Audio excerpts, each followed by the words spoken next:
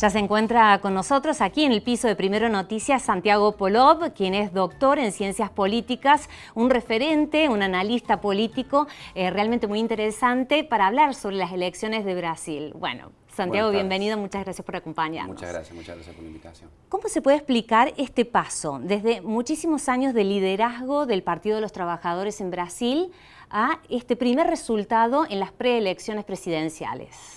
Y son muchas causas, ¿no? Digamos, para explicar algo tan grande, digamos, uno tiene como que intentar anudar hilos que vienen de muchos lados. En primer lugar, digamos, hay que entender, digamos, cuál es la situación política en Brasil en el momento en que ocurre la elección. Tenemos un estado político brasilero en convulsión desde el momento en que se inicia el juicio político a Dilma Rousseff, ¿sí? Y que termina con un golpe institucional, digamos.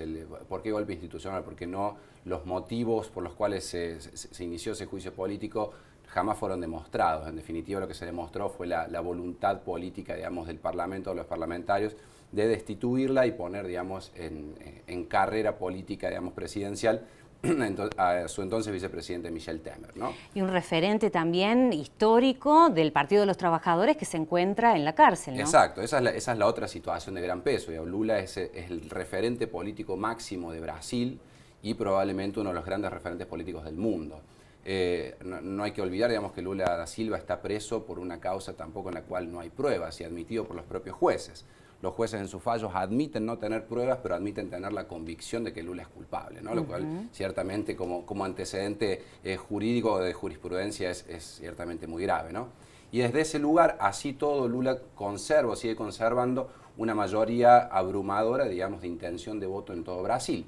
Por eso, digamos, la explicación política de imposibilitarlo de participar. Claro, ¿no? Pero ha recibido de todas maneras votos a través de lo que sería su representante en estos momentos. Exacto, siempre la transmisión de votos nunca es absoluta, digamos, cuando hay una voluntad tan grande como la de Lula, que congrega tantos espectros políticos y tantas voluntades políticas, lo que él, digamos, pueda delegar a un segundo o un tercero siempre va a ser menor, ¿no? Pero no es menor el hecho de que, por ejemplo, Fernando Haddad tenía, digamos, al inicio de la contienda electoral un 4% de intención de voto. Luego de que Lula lo unge como su candidato, pasa a alcanzar casi el 30% de los votos. Sí, muchísima diferencia. Claro, multiplica por 7 más o menos, un poco más todavía, su voto concreto, ¿no? Digamos, es un dato no menor ese tampoco. ¿Qué representa para el país, para Brasil, Bolsonaro? ¿Cuáles son las propuestas? Ese es el tema, no se sabe mucho cuáles son las propuestas en términos de políticas públicas, digo, ¿no? Porque cuando se analizan elecciones hay que pensar, bueno, ¿cuáles son las políticas públicas que propone X candidato? De lo que se sabe de Bolsonaro más que nada son sus declamaciones, son sus diatribas, por decirlo así, en contra de ciertos grupos. ¿Por qué digo en contra de ciertos grupos? Porque el discurso de lo que se sabe, sobre todo de Bolsonaro, es que es un fascista. Tiene un discurso con mucha carga violenta. Fascista es el que propone la negación absoluta del otro, ¿no? El fascismo es eso, es negar al otro, ¿sí? Negar físicamente al otro, ¿no? Es la referencia inicial que tenemos es el fascismo alemán, por ejemplo. La negación absoluta del judío significaba su eliminación física, claro. ¿sí? ¿Por qué fascista Bolsonaro? Porque Bolsonaro propone, ¿de qué otros niega o propone negar Bolsonaro?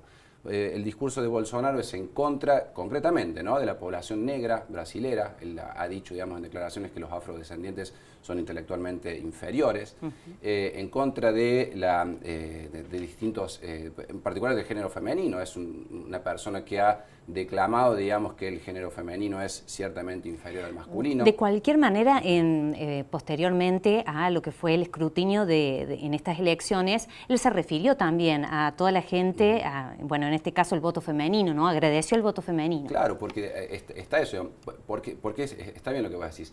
Brasil es una sociedad profundamente machista, ¿no? Y el machismo no se construye solamente desde el género masculino, ¿no? El machismo también se construye muy fuertemente desde el género femenino. Entonces hay una población femenina sumamente machista.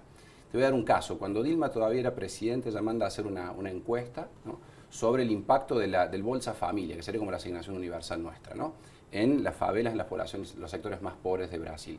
El 90% de esa población, digamos, que contestó, digamos, mencionaba que significa un empoderamiento, digamos, de la mujer en la casa y un empoderamiento, digamos, y un cambio sustancial en las condiciones de vida de esa población.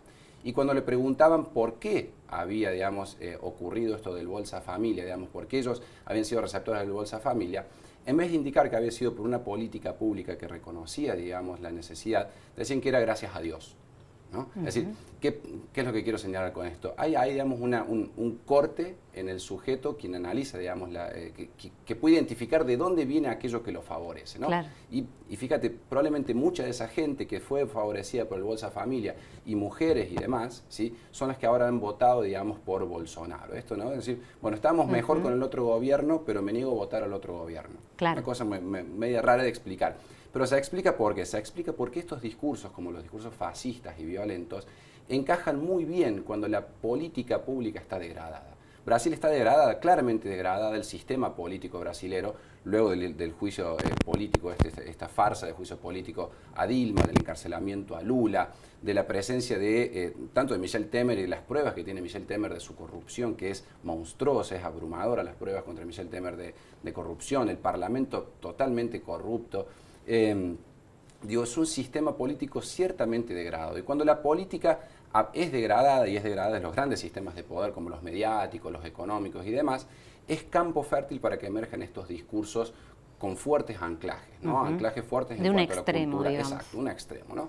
Con fuertes anclajes en lo cultural, en lo político, ¿sí? Pero en lo político-cultural, ¿sí? Y en los sistemas de violencia, digamos, que incentivan esas violencias políticas o culturales, ¿no? Santiago, ¿qué se puede esperar en base a los últimos resultados en las próximas contiendas el 28 de octubre?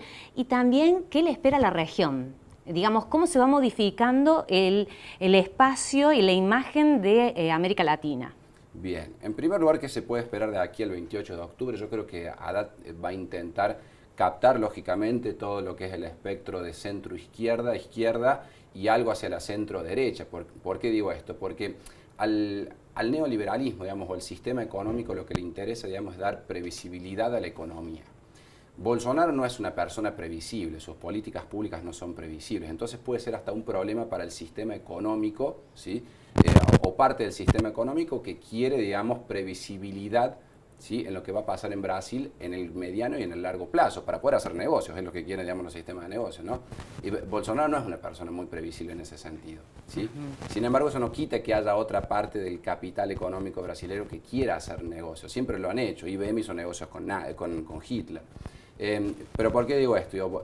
Haddad tiene ese desafío de captar esos sujetos que están un poco más hacia el centro, hacia la derecha, y todo hacia la izquierda, ¿no? Es una tarea muy difícil porque tiene muchos puntos que levantar. En Brasil, no obstante, hubo un 20% de abstenciones en el voto. Es decir, muchísimo, que también no, denota claro, la inestabilidad y la crisis política. absolutamente, y esos son 30 millones de votos. Claro. Hubo 10 millones de votos nulos o blancos, ¿no? Hay muchos votos ahí todavía flotando que Haddad va a intentar, creo que por todos los medios, de captar. Y lo que tenemos de acá el 28 de octubre también son debates. Hay 6 debates entre ellos dos. Hay que ver qué pasa en esos debates, si Bolsonaro en definitiva en algún momento va a explicar cuál es su programa político-económico o va a seguir impactando con frases, digamos, fuertes, ¿no? Y si ha resultado si le ha de esta resultado, manera... uno no esperaría otra cosa, ¿no? Sería un poco sonso si no lo hiciera, en términos puramente pragmáticos, claro. ¿no?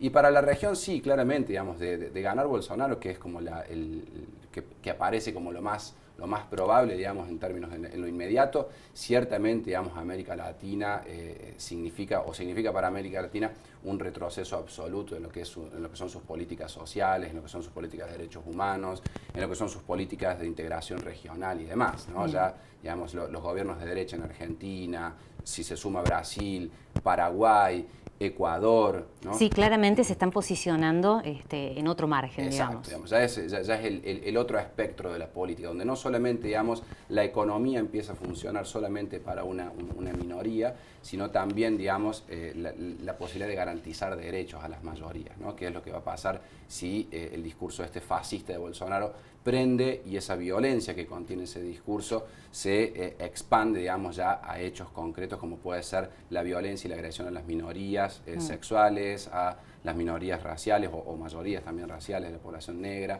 Dios, es un discurso muy violento y es muy riesgoso lo que está pasando en Brasil hoy, ¿no? Bueno, Santiago, te agradecemos el paso por Primero Noticias. Te esperamos aquí entonces el 29 de octubre, cuando ya se sepa quién es finalmente el presidente electo de nuestro país vecino de Brasil. Muchísimas gracias, muy amable. Favor, gracias por la invitación. Nosotros iniciamos una pausa y ya volvemos con más.